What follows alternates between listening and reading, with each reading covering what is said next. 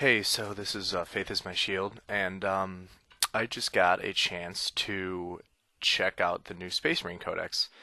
And I don't know how much any of you might know about me, just based on my posts and movies, but I am a big Space Marines fan. I've played pretty much like every army that exists um, at one time or another, but Space Marines have always been, like a special one to me, like a one that I really enjoy. And I like all aspects. I like the models, I like painting them, I like converting them, I like playing with them, I like their lore. It's a whole lot of everything. So I, as much as I tried not to, got pretty mega hyped about the upcoming book. So I had a chance to look at it, and we all got a lot of rumors. I mean, I've been posting them all over my page, and we all kind of like knew that it was going to be underwhelming, but there's always like that hope in the back of your mind. Rumors are rarely spot on, and it just, I wanted to believe that it would be something great. And right now you see a lot of armies. I mean, we're not even going to talk top tier now. We're going to say we see lots of Necrons, we see lots of Chaos Space Marines, lots of Imperial Guard, lots of Tau, and even like the less popular, at least in all of my local tournaments, even the big national ones. You don't see as many Space Wolves or Blood Angels or Dark Angels, but you still see them. Tyranids is another big one. And you just don't see any Space Marines like ever. So I thought maybe this would be a good chance to turn it around. And if there's one word I could use to describe this codex, it would be, say, not one word, one phrase: missed opportunity. That's the overall theme of the book.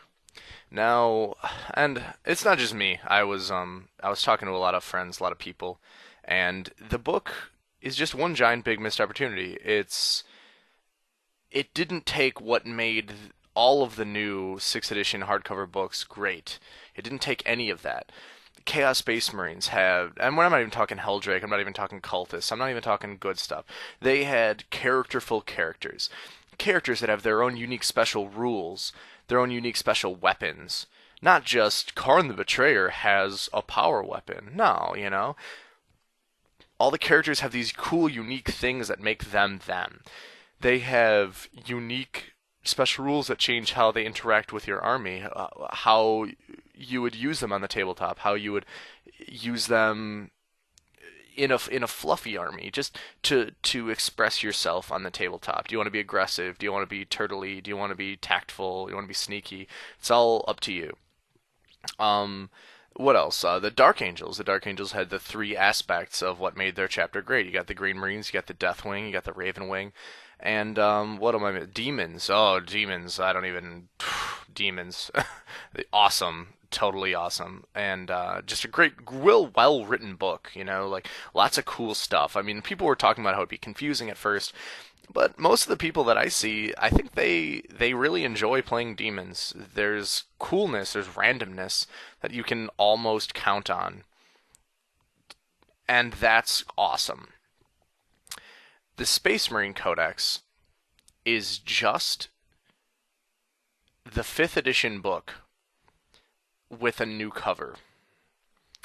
Right off the bat, the first thing I noticed, I'm going to talk about the good stuff later, but I just need to get some stuff off my chest.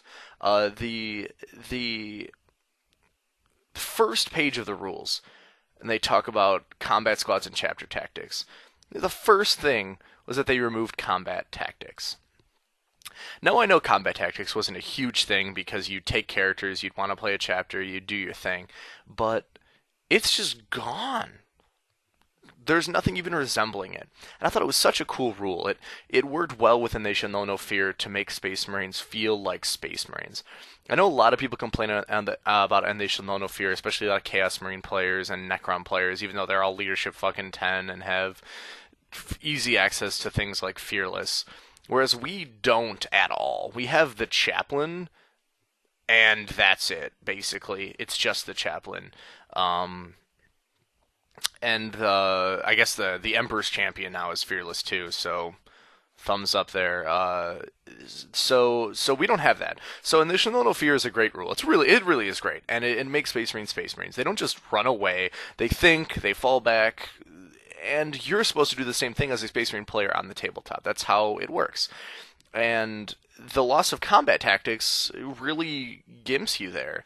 I have a buddy of mine, and I hope you're watching this. But and he runs just some straight Marines, and he doesn't use any characters, and he just uses a horde of Space Marines, and he trolls people left and right with combat tactics. People will run up, they'll shoot a few times, trying to soften them up because they're so used to not seeing that, and he'll just run around, flee. If he gets caught, that's fine. If he doesn't, then he rallies, he shoots your face off, and maybe charges you if he wants to. And that's what's cool about it. It allowed you to play like a Space Marine. You could try to trick your opponents, you could get them into situations they didn't want to be into. And if I'm going to play Chaos Space Marines, I'm going to want to play aggressive or, behind a bunker and just lay into them with swaths of fire and cool magic and demon weapons. And you can do that. You want to play like Chaos Space Marines, you play like Chaos Space Marines. You want to play like a Necron, where you just sit there and have no self-worth because you come back to life and blow crap up with cool weapons, you can do that. If you want to play a Space Marine army with no cool special rules, because we're not talking about Blood Angels or Space Wolves or Grey Knights or whatever, then you can't. Those things are gone.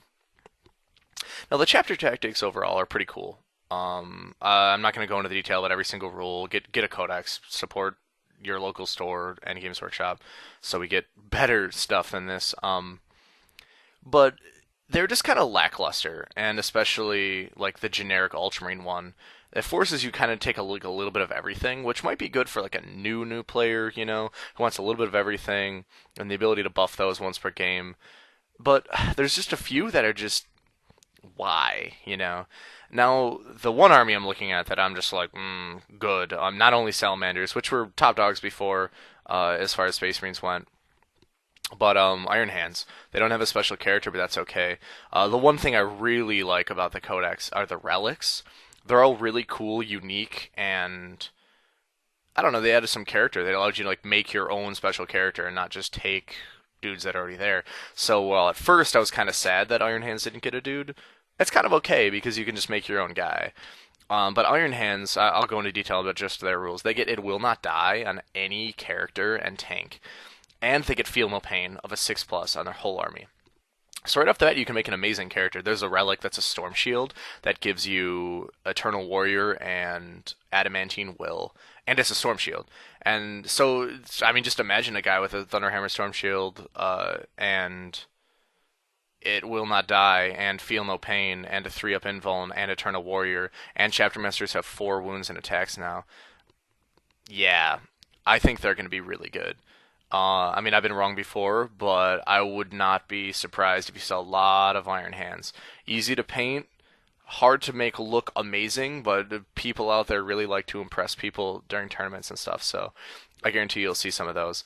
They're probably the best, if you ask me, if you just want to kind of play an all-around army that can either do rushing assault or defense simultaneously. The other one, of course, being Salamanders. The other armies are just too focused, and the points overall kind of fluctuated. Most of them went down. But after writing my army list, I realized that I barely had any points really to spare. I wrote the exact same army list again, and I barely had any points to do anything with. Tanks went up a little bit, which sucks. When there's armies like Imperial Guard, they can get tanks that are similar point cost and better in almost every way. No tank squads. The new anti-flyer stuff is not good. It's okay, but Aegis defense lines are great. You can ally with guard. You can take flyers of your own. The new anti-flyers are just pointless. They're in the heavy support slot with 600 different other things. I'd rather just take a Devastator squad with flak. Because then they can actually do other things. Because I don't know if you guys are aware, but the new flyers don't have interceptor, so they have to shoot at air targets unless they want to snapfire, which sucks. All the characters, the cool special characters, they all are bland. They don't have stuff.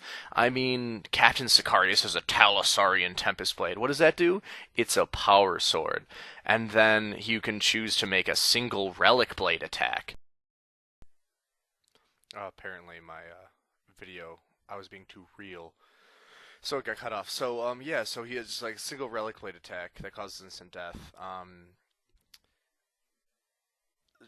Marnius Calgar just has two power fists. I mean, he's got the cool AP2 bolter, but it's not unique. It's not special. It's just changing around simple values. You know, if you Lysander, he has a strength 10 Thunderhammer. That doesn't make it super crazy, wacky, different. It's the same thing. As I mean, look at somebody like Abaddon, who has cool special rules. He has extra attacks with his crazy demon weapon. He has two weapons that he can choose which one to use.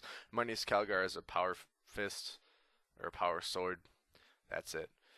Um, so it's the little things like that. You know what I mean? That it doesn't have character. It doesn't have flavor.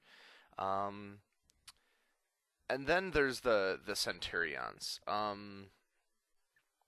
I don't know whose idea was to give them two guns and have them be twin linked instead of twin guns. I mean, they're supposed to be the foil to obliterators, and they are not the foil to obliterators. They don't have the overwhelming fire. They don't have the versatility. All they have are similar stat lines, and that's about it. And their toughness 5, that's nice. I get it. It's cool. They don't have an invuln, so if they get caught out in the middle of nowhere, they're as good as dead against a lot of armies, especially with Tau running around or Chaos Space Marines. I mean, obliterators could easily take them on.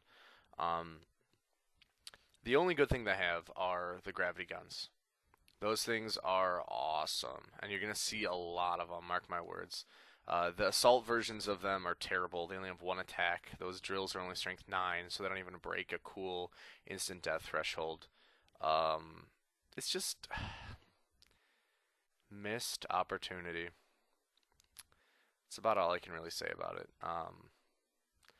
Good stuff. The art's awesome.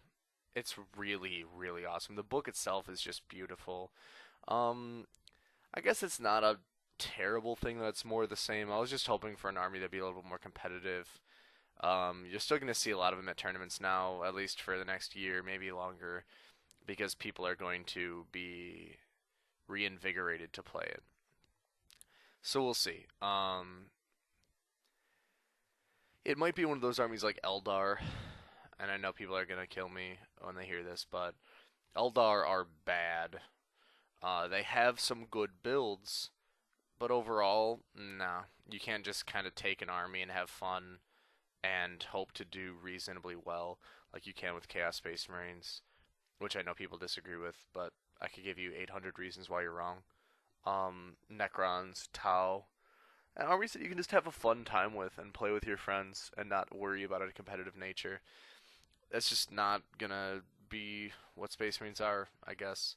Unless all your friends play Space Marines, in which case you can cry together in a circle and have fun. But yeah, the art's beautiful. The book's great looking. I really, I like Space Marines, so I'm gonna just kind of like, charge through it and hope for the best. And I hope you guys too. So again, good stuff. The art's great. It's flavorful with the relics, I guess, with the chapter rules. But other than that, it's just more the same bland, unpainted looking rules that need some sprucing up. And hopefully we'll see that with supplements. We don't know when that'll be coming. I'm into Chaos a year to get theirs, but I guess they weren't really on the table yet.